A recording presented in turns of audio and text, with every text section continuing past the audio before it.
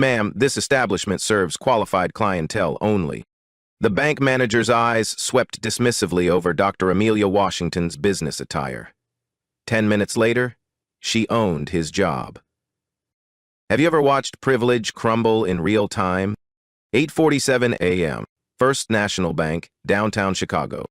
These black stories unfold in boardrooms and bank lobbies across America every single day. Real-life stories of prejudice disguised as professionalism. Life stories that reveal how assumptions can destroy careers in minutes. Dr. Amelia Washington was about to become the center of one of the most touching stories of strategic justice ever captured on camera. She adjusted her tailored Armani blazer as marble heels clicked across the polished lobby floor. Her PhD in economics from Wharton hadn't prepared her for what happened next. "Excuse me," she said politely to the receptionist, a young woman whose nameplate read Jessica Martinez. "I need to speak with someone about opening a corporate account for my consulting firm." Jessica barely glanced up from her iPhone, scrolling through Instagram stories. Her dismissive tone carried the edge reserved for people she deemed unworthy of this establishment's prestige. "Do you have an appointment?" "No, but I was told by Senator Mitchell's office." "We don't do walk-ins for business accounts." Jessica's interruption was sharp, final, especially not for boutique operations. The assumption landed like a physical blow. Dr. Washington's firm, Washington Strategic Solutions, had just secured a $50 million 0-cents federal consulting contract. But Jessica saw only a black woman in business attire, clearly not their typical clientele. 8:52 a.m., 5 minutes remaining until everything changed. "Perhaps I could speak with Mr. Harrison directly?" Senator Mitchell specifically recommended this branch. Jessica's eyebrows lifted slightly, but skepticism remained etched across her features. Her voice dripped with condescension that would soon cost her career. "Mr. Harrison is busy with important clients. Maybe try one of those community banks downtown? They're more accommodating." The coded suggestion struck like a slap. Dr. Washington's fingers tightened around her leather portfolio containing documents that would soon reshape this entire conversation. But Jessica couldn't see past her own biases, missing the first-class boarding pass tucked visibly in the jacket pocket from last night's red-eye flight from Washington, D.C. A teenage customer named Maya Chen sat nearby, mindlessly live-streaming her morning routine to her 47,000 TikTok followers. Her phone camera captured every dismissive gesture, every condescending word, broadcasting this discrimination to an audience that would soon explode into the thousands. 8:54 a.m.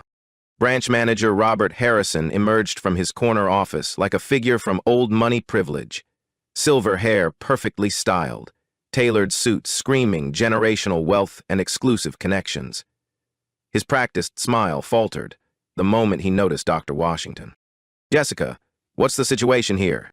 "This lady wants to open a business account without an appointment." I explained our policies about proper procedures. Harrison's assessment was swift and brutal. His eyes cataloged everything with the precision of a man accustomed to categorizing people by their perceived worth. Race, gender, outsider status in his pristine world of inherited privilege.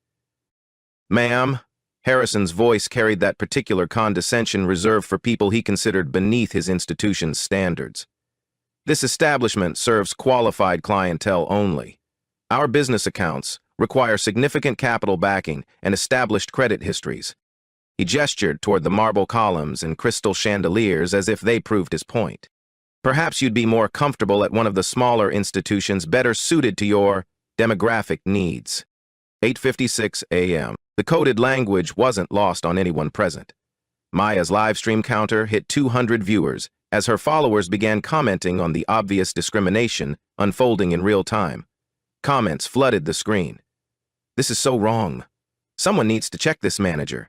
Why isn't she fighting back?" "I understand your concerns about qualification," Dr. Washington replied, her voice maintaining professional composure despite the humiliation burning in her chest.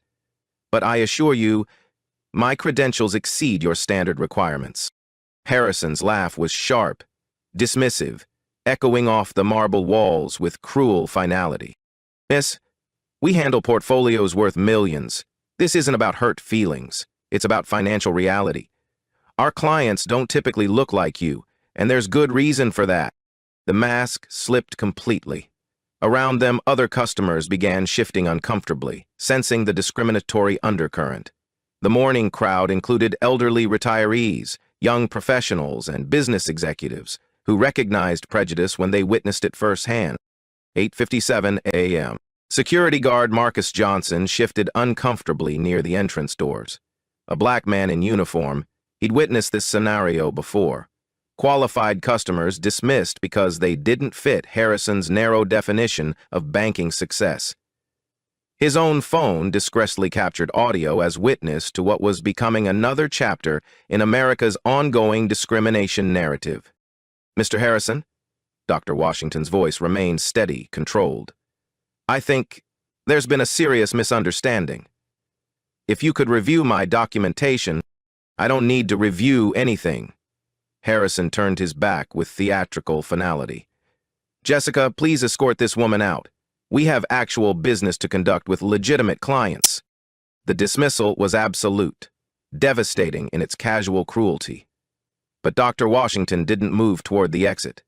Instead, she reached into her portfolio with deliberate calm, fingers finding documents that would soon transform Harrison's arrogance into career-ending panic. 8:58 a.m. Maya's live stream had exploded to 1,500 viewers, with shares spreading across multiple social platforms. Her followers were tagging friends, creating a viral audience for discrimination happening in real time. The comment section blazed with outrage and anticipation. "Sir, I'm going to make one final request," Dr. Washington said, her voice carrying a new undertone that made Harrison pause mid-stride. "I strongly suggest you reconsider this decision." "Are you threatening me?" Harrison's voice rose, drawing attention from across the lobby. "Security, remove this woman immediately!" Marcus approached reluctantly, his expression apologetic. 20 years of security experience had taught him to recognize power when he saw it. Something about Dr. Washington's calm confidence suggested Harrison was making a catastrophic mistake. 8:59 a.m. 1 minute remaining. "This is your final opportunity, Mr. Harrison," she stated with quiet authority. "I'm offering you the chance to handle this situation professionally and privately." Harrison's face flushed with indignation, his voice carrying across the marble lobby to ensure maximum witnesses to his professional suicide. "The audacity! Do you know who I am? I've been managing this branch for 15 years. I decide who belongs in this establishment, and you clearly don't meet our standards." Other customers pulled out phones, adding to the growing digital documentation. The discrimination was being preserved from multiple angles, creating a permanent record that would soon trigger corporate consequences. 9:00 a.m. Time's up. Dr. Washington nodded slowly, as if confirming a decision she'd hoped to avoid. Her hand moved to her jacket pocket, fingers brushing the boarding pass that would soon reveal her true status. But first, she had one final card to play. "Mr. Harrison," she said, pulling out her phone with deliberate precision, "I think it's time you met your new boss." 9:00 a.m., the call that changed everything. Harrison laughed, the sound echoing off marble walls with cruel confidence. His 15 years of unchallenged authority made this moment feel like just another successful dismissal. "My new boss? Lady, you're completely delusional. Security, remove her from my bank immediately." But Marcus hesitated at the entrance, something in Dr. Washington's demeanor giving him serious pause. She stood with the quiet confidence of someone holding nuclear cards, her phone pressed to her ear with practiced authority. "Margaret, it's Amelia Washington. I'm standing in the First National downtown branch, and we have a significant situation developing." Harrison's amusement faltered slightly. Margaret? The only Margaret who mattered in his professional world was Margaret Chen, regional president, who could end careers with a single phone call.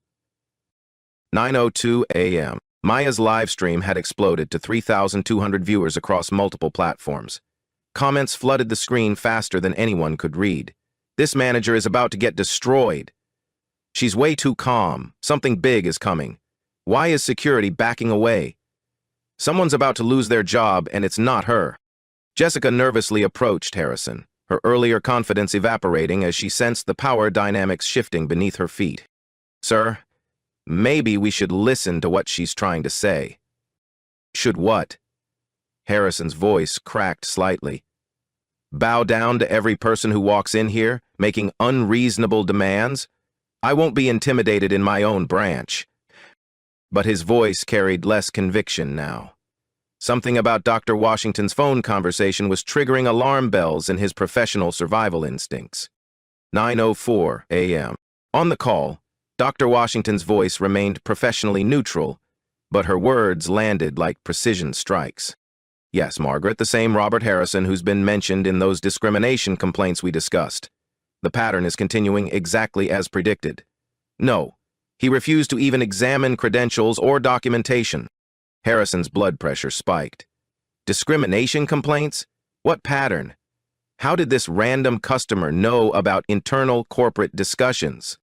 3 formal complaints in 18 months, plus today's incident captured on multiple live streams with over 3,000 current viewers. The live stream mention sent ice through Harrison's veins. Viral discrimination videos had destroyed banking careers across the industry. His casual prejudice was being broadcast to thousands of witnesses in real time. 9:05 a.m. Harrison snatched the phone from Dr. Washington's steady hand, his composure cracking under pressure. This is Robert Harrison, branch manager. Who exactly am I speaking with? The voice on the other end was crisp, authoritative, and terrifyingly familiar. Mr. Harrison, this is Margaret Chen, regional president. Please explain immediately why you are refusing service to Dr. Washington. The color drained from Harrison's face like water from a broken dam. Dr. Washington? The phone nearly slipped from his sweating palm as the implications crashed over him. Margaret, there's been a misunderstanding. This woman came in without proper appointment procedures, making unreasonable demands for immediate service. Dr. Washington holds 3 board positions and manages a consulting portfolio worth more than your branch's annual revenue.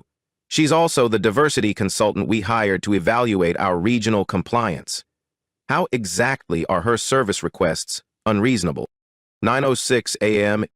The lobby had gone silent except for the soft ping of social media notifications. Maya's live stream viewer count hit 5,500, with cross-posts spreading to Twitter where Banking While Black was trending locally within Chicago. Harrison's hands visibly shook as he processed this devastating information. Board positions? Consulting portfolio? The confident black woman he'd dismissed with such casual cruelty was connected to the very executives who controlled his career trajectory. I didn't know about her background, he stammered into the phone, desperation creeping into his voice. You didn't know because you didn't ask. You saw a black woman and made assumptions based entirely on racial prejudice. Dr. Washington, are you still there? Dr. Washington retrieved her phone with the same calm authority she'd maintained throughout the encounter. I'm here, Margaret. Everything has been documented, including witness statements and video evidence. I'm sending David Reeves from corporate security immediately. Don't leave that branch until he arrives for investigation. 9:07 a.m. David Reeves. Harrison knew that name with sickening clarity. Corporate's enforcement officer, the executive who handled personnel adjustments when branches became legal liabilities. His arrival meant careers were about to end in spectacular fashion. Jessica backed away from the reception desk, her earlier participation in the discrimination now feeling like professional suicide. She'd followed Harrison's lead in dismissing Dr. Washington, and everyone knew corporate took these incidents seriously after the $47 million, 0 cents, class action settlement 2 years ago. Dr. Washington, Harrison's voice cracked with desperate pleading. Perhaps we got off on the wrong foot here. Let me personally handle your account setup with our premium services. The time for professional courtesy passed 9 minutes ago, she replied with devastating calm. She turned to address the growing crowd of customers, many still recording. I want everyone present to witness what happens when assumptions replace professionalism in American banking. 9:08 a.m. Marcus approached Dr. Washington respectfully, his security uniform reflecting his moral courage. "Ma'am, I apologize sincerely for what happened here. This behavior doesn't represent the values this institution should uphold." His words carried significant weight. A black security officer acknowledging discrimination he'd witnessed, creating additional testimony for the developing corporate investigation. Maya's live stream chat exploded with support for Marcus's courage to speak truth to power. Harrison realized his situation was deteriorating with nuclear speed. He hadn't just discriminated against a random customer. He'd systematically humiliated a board-connected consultant while being broadcast to thousands of viewers in real time. It was 9:09 a.m. "Please," Harrison begged Dr. Washington, his 15 years of arrogance crumbling into pathetic desperation. "Let's handle this situation privately.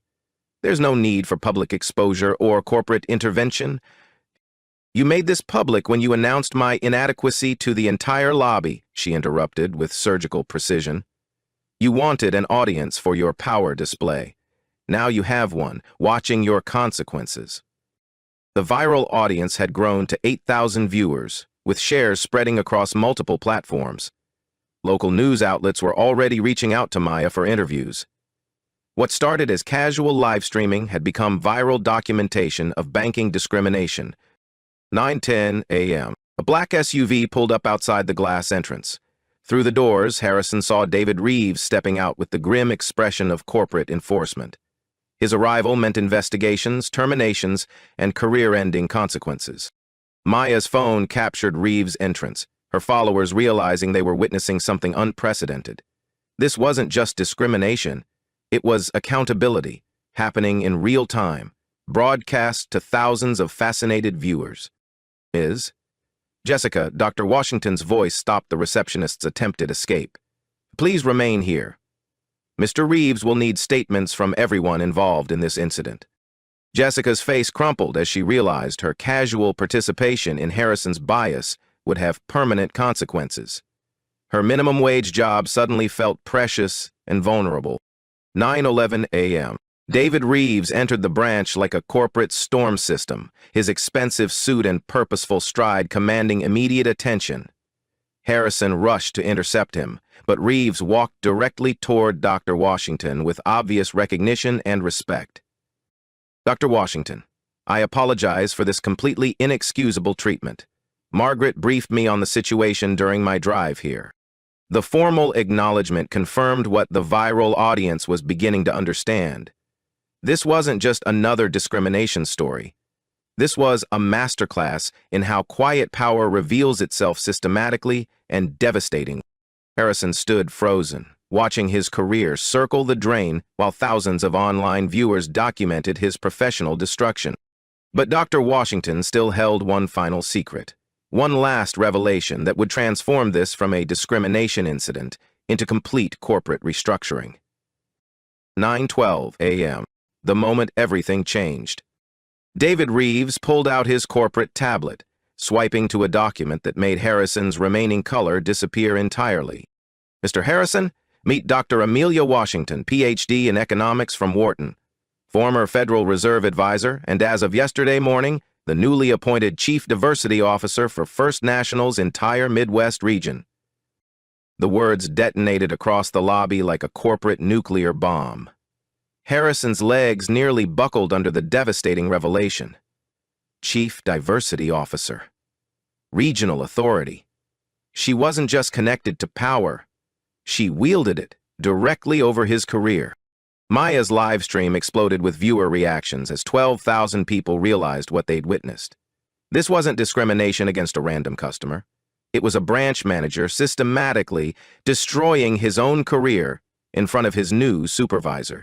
9:13 a.m. Dr. Washington reached into her jacket with deliberate precision, pulling out the first-class boarding pass Harrison had missed completely during his prejudiced assessment. "This morning's flight from Washington, D.C., Mr. Harrison. I was returning from the board meeting where they finalized my appointment and discussed your branch's performance specifically." She placed the boarding pass on Jessica's reception desk with surgical precision. The meeting where your location was flagged due to 17 discrimination complaints over 3 years, triple the regional average. Harrison's mouth opened and closed soundlessly. 17 complaints meant his branch was already under federal scrutiny. Discriminating against the officer assigned to investigate those complaints was beyond career suicide. It was professional annihilation, with witnesses. 9:14 a.m. Furthermore, Dr. Washington continued, her voice carrying the authority of someone accustomed to boardroom presentations, I was conducting what corporate calls a mystery audit evaluation. Standard procedure when assessing branch culture and compliance with federal anti-discrimination regulations. The revelation sent shockwaves through the watching crowd and viral audience. This hadn't been a random banking encounter. It was a deliberate test. Harrison had failed spectacularly, on camera, in front of thousands of digital witnesses. David Reeves nodded grimly, consulting his investigation notes. Dr. Washington's preliminary report will be submitted directly to the board within 2 hours. Her recommendations carry decisive weight in all personnel and policy decisions. 9:15 a.m. Jessica slumped into her chair, the full horror of her situation crystallizing. She'd participated in discriminating against the very executive empowered to reshape their entire regional operation. The casual dismissal that seemed so minor 20 minutes ago now threatened her employment and future career prospects. Dr. Washington produced a second document, her official appointment letter, bearing the CEO's signature and corporate seal. Mr. Harrison, you questioned my qualifications earlier. My annual budget for diversity initiatives exceeds your branch's total operating cost by 47%. The number was staggering. Harrison managed local accounts worth millions, but Dr. Washington controlled regional policy affecting dozens of branches and thousands of employees across 3 states. 9:16 a.m. Your assumptions cost you the opportunity to make a positive impression on your new regional supervisor, she continued with devastating calm. Instead, you've provided compelling video evidence for the systematic bias issues I'm mandated to address. The live stream audience had swollen to 15,000 viewers, with mainstream media beginning to pick up the story. Banking while black was trending nationally, but the narrative had evolved beyond simple discrimination to showcase strategic power dynamics in corporate America. Marcus stepped forward respectfully, his moral courage about to be rewarded. Ma'am, I want to state clearly for the record that I witnessed everything. Mr. Harrison's behavior was unprofessional, discriminatory, and violated every training protocol we've received about inclusive customer service. 9:17 a.m. His testimony carried decisive weight. An employee willing to testify against his supervisor demonstrated the toxic culture Dr. Washington was hired to dismantle. It also revealed that not everyone in the branch shared Harrison's prejudices. Harrison finally found his voice, though it emerged as desperate pleading. Dr. Washington, surely we can resolve this matter internally. I made an error in judgment, but my 15 years of dedicated service. Your 15 years include 17 documented discrimination complaints, she interrupted with surgical precision. Today's incident suggests those weren't isolated mistakes, but evidence of systematic bias requiring corporate intervention. She turned to address the crowd of customers, many still recording the unfolding accountability. This demonstrates why representation matters at executive levels. When decision-makers reflect customer diversity, discriminatory behavior gets addressed immediately rather than ignored indefinitely. 9:18 a.m. David Reeves checked his corporate phone for updates. Dr. Washington, the emergency board call is scheduled for 10:15. Will you be ready with your preliminary assessment and recommendations? More than ready, she replied with quiet authority. I have video evidence from multiple angles, witness statements, and clear documentation of federal policy violations. The board will have everything necessary for immediate action. The casual mention of an emergency board call sent Harrison into complete panic. Board calls meant investigations, restructuring, and career-ending consequences that would follow him throughout the banking industry. 9:19 a.m. But Dr. Washington wasn't finished dismantling his world. She pulled out her phone again, scrolling to a contact labeled Senator Mitchell, personal cell. Senator Mitchell recommended your branch specifically because of its reputation for excellence. I'll need to update him immediately on why that recommendation was problematic. Political connections. Harrison's discrimination had potentially embarrassed a sitting U.S. senator who'd vouched for the branch's service quality. The ripple effects were expanding beyond corporate consequences into political ramifications that could trigger federal investigations. 9:20 a.m. The live stream reached 20,000 concurrent viewers as people shared the story across every social platform. This was becoming more than viral content. It was a case study in how hidden power reveals itself and transforms discrimination incidents into systemic change opportunities.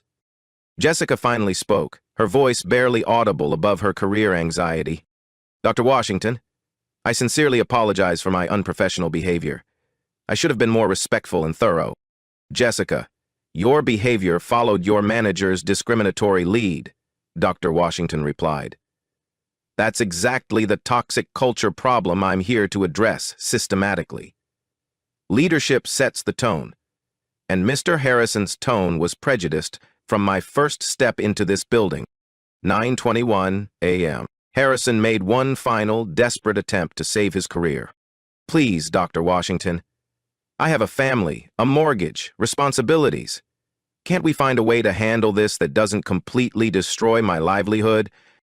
Dr. Washington's expression remained professionally neutral, but her words carried the weight of corporate justice. Mr. Harrison, you had every opportunity to handle this encounter professionally. You chose to make assumptions, dismiss credentials, and publicly humiliate someone you perceived as powerless. She paused, letting the full weight of his choices settle over him like a corporate death sentence. The consequences you're facing aren't revenge. They're accountability. There's a fundamental difference. The distinction landed like a final verdict, witnessed by thousands of viewers who understood they were seeing justice served in real time. 10:15 a.m., Conference Room 47, Corporate Headquarters. The emergency board call assembled financial power brokers from across 3 time zones. Through floor-to-ceiling windows, downtown Chicago sprawled below as executives dialed in from New York, Atlanta, and Los Angeles, their careers intersecting with Harrison's professional destruction. Dr. Washington sat at the polished mahogany table, her laptop displaying the viral video that had reached 75,000 views across multiple platforms. Beside her, David Reeves organized legal documents, while Margaret Chen reviewed preliminary investigation findings on her tablet. Ladies and gentlemen, Chairman William Thornton's voice crackled through premium speakers. This is exactly the type of incident that cost us $47 million in the Hendricks discrimination settlement. Dr. Washington, please provide your assessment. 10:17 a.m. Dr. Washington activated the presentation screen, displaying hard numbers that made board members shift uncomfortably in their executive chairs. The Harrison branch has generated 17 discrimination complaints over 3 years, 300% above system average. Customer retention among minority clients is 34% below regional standards. Most critically, we're facing viral exposure, with current reach approaching 100,000 views and engagement climbing exponentially. Board member Patricia Knowles leaned forward, her legal background immediately focusing on liability exposure. What's our potential legal exposure, David? Significant and growing, Reeves replied grimly. Dr. Washington's treatment was captured on multiple live streams with thousands of witnesses. Clear Title VII violations, potential Section 1981 civil rights claims, and documented pattern evidence if this reaches class action status. 10:19 a.m. The financial implications hung heavy in the corporate atmosphere. Another major discrimination lawsuit could trigger federal oversight and compliance monitoring that would cost millions in operational restrictions and reputation damage. Furthermore, Dr. Washington continued, clicking to her next slide, Senator Mitchell's office has already received constituent complaints about this incident.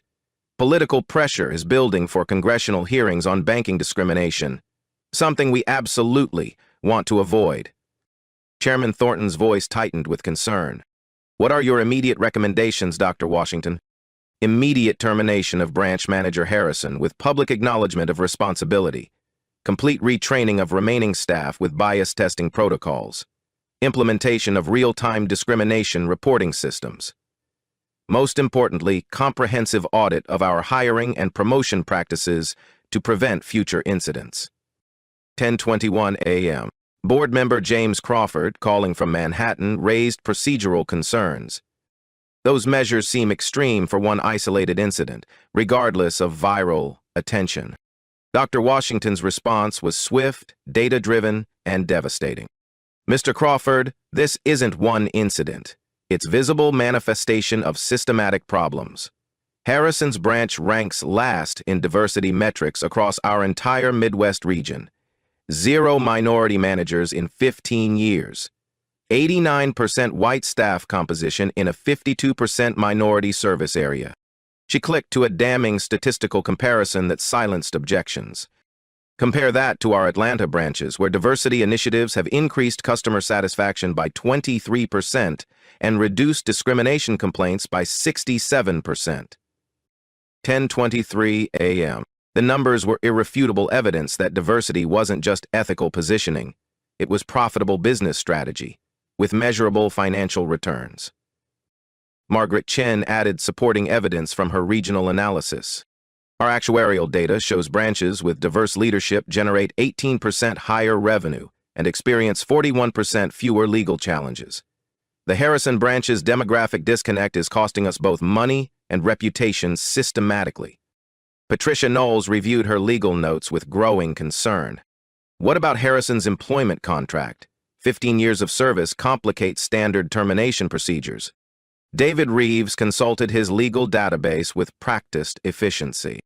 His contract includes comprehensive morals clauses and professional conduct standards. Public discrimination against a regional officer constitutes breach of multiple contractual obligations. Termination is legally justified and fiscally necessary. 10:25 a.m. The viral video had exploded across social media platforms with unstoppable momentum.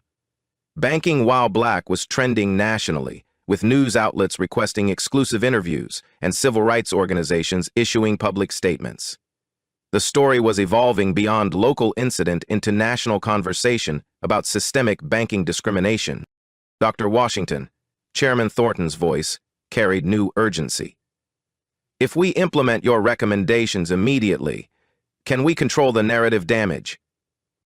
Partially, she replied with strategic honesty. Swift action demonstrates accountability and commitment to genuine change. However, the damage to Harrison's branch reputation requires long-term rebuilding efforts. I recommend temporary closure for comprehensive cultural restructuring. 10:26 a.m. The financial impact was staggering in its scope. Temporary closure meant lost revenue, customer transfers to competitors, and significant competitive disadvantage. But continued operation under current toxic conditions risked class action lawsuits and federal regulatory intervention. Board member Elena Rodriguez joined from Los Angeles with operational questions. What's the realistic timeline for complete implementation? Harrison's termination must happen within 2 hours, Dr. Washington stated firmly. Every minute we delay adds to legal liability and public relations damage. Staff retraining begins Monday, with branch reopening contingent on successful completion of federal bias certification programs. James Crawford raised final procedural concerns. This sets a precedent for instant termination based on viral videos. What about due process and investigation protocols? 10:28 a.m. Dr. Washington's response revealed the full scope of her meticulous preparation. Mr. Crawford, I've documented 17 specific policy violations from this morning's incident alone. Denial of service based on racial assumptions, failure to review customer qualifications, public humiliation of clientele, and direct insubordination to corporate diversity directives. She displayed Harrison's complete personnel file on the presentation screen. Additionally, his record includes 3 formal discrimination complaints, 2 customer service failures, and documented resistance to mandatory diversity training requirements. This isn't precipitous action. It's overdue accountability for systematic bias. 10:30 a.m. The evidence was overwhelming and legally bulletproof. Harrison's termination wasn't about one viral incident, but a documented pattern of professional failures that had finally been publicly exposed with devastating clarity. Chairman Thornton called for a preliminary vote on immediate action.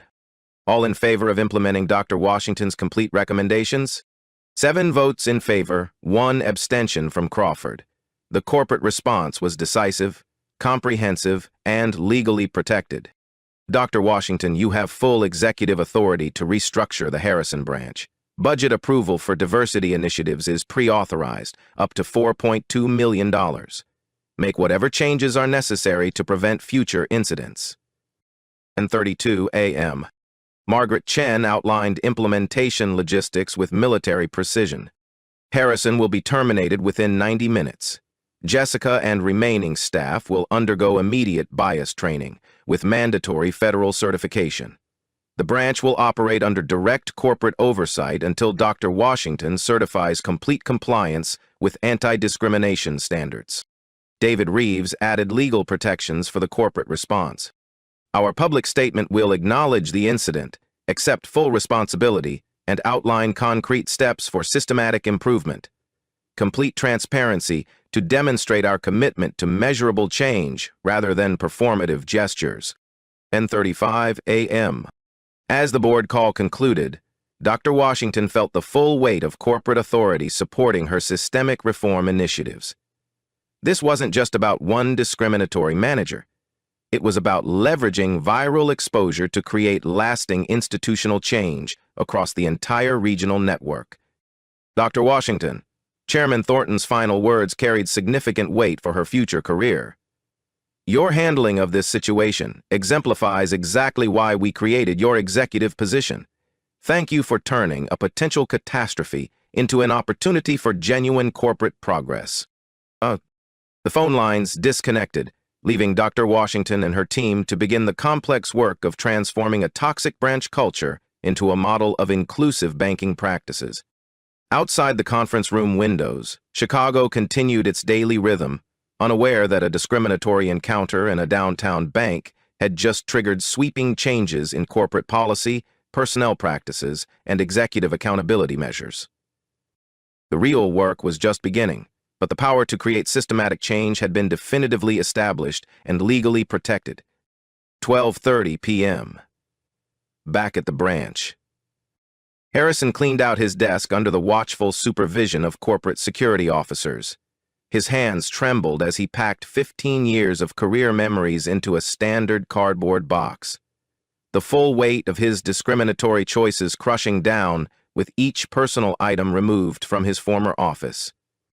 The viral video had exploded to 150,000 views across multiple platforms, transforming his casual prejudice into a permanent case study of corporate accountability in the digital age. His name would forever be linked to banking discrimination, making future employment in the financial industry virtually impossible. Mr. Harrison, David Reeves approached with termination paperwork, his voice professionally neutral. Your final paycheck includes accrued vacation time. However, the discrimination clause in your employment contract forfeits all severance benefits and performance bonuses. The financial reality hit with devastating force. No severance meant immediate income loss, while his viral infamy would follow him to every potential employer. Banking industry background checks would reveal this incident within minutes of any job application. 1:00 p.m. Jessica sat in the employee break room, her own future hanging in uncertain balance. The mandatory bias training would begin Monday morning, but her participation in Harrison's discrimination had been captured on video and witnessed by thousands of viewers. Her casual dismissal of Dr. Washington seemed minor at the time, but had contributed to a viral incident that triggered complete corporate restructuring. Jessica, Dr. Washington approached with unexpected gentleness. Your behavior this morning reflected your manager's discriminatory leadership. Poor leadership creates poor followership. That's a systematic problem we're here to address, permanently. The young woman looked up with tears threatening to overflow. Am I going to lose my job too? That depends entirely on your commitment to genuine change, Dr. Washington replied with measured hope. You'll undergo intensive bias training, mentorship with successful minority colleagues, and quarterly performance evaluations. This is an opportunity for professional growth, not just punishment to endure. 1:30 p.m. Marcus, the security guard who'd witnessed everything with moral courage, was promoted to interim branch supervisor pending corporate recruitment of permanent new management. His willingness to speak against discrimination, despite potential career risks, demonstrated exactly the leadership qualities needed to rebuild toxic branch culture. Marcus understands that real security means protecting all customers from bias and discrimination, not just protecting the building from external threats. Dr. Washington explained to the assembled staff, "His moral courage makes him precisely the kind of leader we need moving forward." The promotion sent a crystal-clear message throughout the organization. Employees who stand against discrimination will be rewarded and advanced, while those who perpetuate bias will face immediate consequences. 2:00 p.m. The branch transformation began with systematic precision. New policies required customer service representatives to document any denied services, with racial demographics tracked monthly to identify emerging bias patterns before they became discrimination incidents. Mystery shoppers would test branch culture quarterly, with results tied directly to employee performance evaluations and advancement opportunities. These aren't punitive measures designed to trap employees. Dr. Washington addressed the remaining staff with clear authority. They're protective measures that make discrimination impossible rather than just unlikely. We're creating systems that support inclusive behavior automatically. A new mobile application allowed customers to rate service quality and report discrimination incidents in real time, with corporate response guaranteed within 24 hours and resolution tracking available to federal oversight agencies. 3:00 p.m. The media response exceeded all expectations and corporate projections. Local news stations covered the story as breaking news about corporate accountability, while national outlets picked up the viral video as compelling evidence of banking discrimination's persistent reality. Civil rights organizations praised First National's swift response, contrasting it favorably with other institutions that minimize or completely ignore discrimination complaints until forced by lawsuits. Senator Mitchell's office issued a statement commending the bank's immediate accountability while calling for industry-wide reform measures and federal oversight of discriminatory practices. 4:00 p.m. Dr. Washington's phone buzzed continuously with interview requests from CNN, MSNBC, and major financial industry publications. The incident had elevated her from regional executive to national voice on banking discrimination. Her calm professionalism during the confrontation inspiring countless viewers. This demonstrates why representation matters at corporate leadership levels, she told reporters gathering outside the branch. When decision-makers reflect customer diversity, discriminatory behavior gets addressed immediately rather than ignored indefinitely. Her message resonated powerfully across social media, where banking while black evolved from protest hashtag to progress symbol, representing corporate accountability in action. 5:00 p.m. The branch's customer demographics began shifting within hours of the viral incident. Minority customers who'd previously avoided the location started arriving, curious to experience the newly reformed culture and witness the changes firsthand. Word spread rapidly through community networks that First National was serious about change, not just talking about diversity for public relations purposes. New account openings increased 34% by closing time, with minority customers specifically requesting service at the reformed branch they'd heard about online. 6:00 p.m., 3 months later. The Harrison branch had been completely transformed into a model of inclusive banking practices. Customer satisfaction scores ranked first in the region, with minority client retention exceeding system averages by 42%. The systematic changes implemented after Harrison's termination had created measurable improvements across every performance metric. Jessica completed her bias training with distinction, earning promotion to assistant manager under Marcus's mentorship. Her transformation from casual discriminator to inclusive leader demonstrated that people could change when given proper training and accountability structures. "I learned that assumptions aren't just wrong, they're expensive," she reflected during her quarterly review. That morning cost Mr. Harrison his career and nearly cost me mine. Now I understand that every customer deserves respect regardless of appearance or background. 3 months later, corporate headquarters. Dr. Washington presented her comprehensive regional assessment to the full board of directors. The data was remarkable in its clarity and consistent across all measured categories. Discrimination complaints have dropped 89% across all branches implementing our systematic reforms. Customer satisfaction increased by 31%, while employee retention improved by 26%. Most significantly, revenue from minority customers increased by 53%, adding $12.7 million to annual profits. The numbers proved that diversity wasn't just ethical imperative, it was profitable business strategy, with measurable financial returns that benefited shareholders and communities simultaneously. 6 months later, national impact.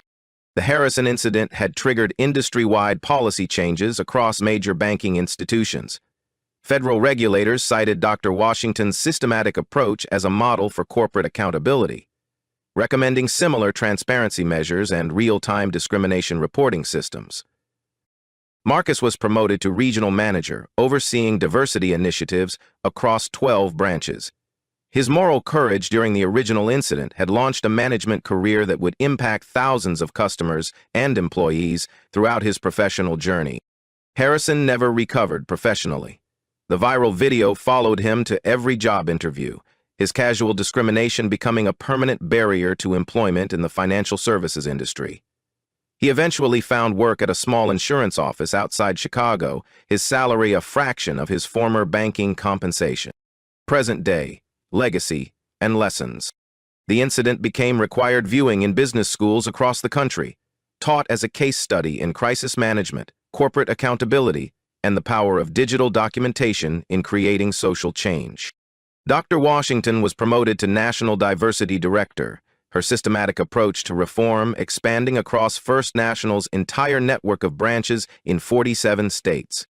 Maya's original live stream reached 2 million views, launching her career as a social justice influencer focused on documenting discrimination and accountability.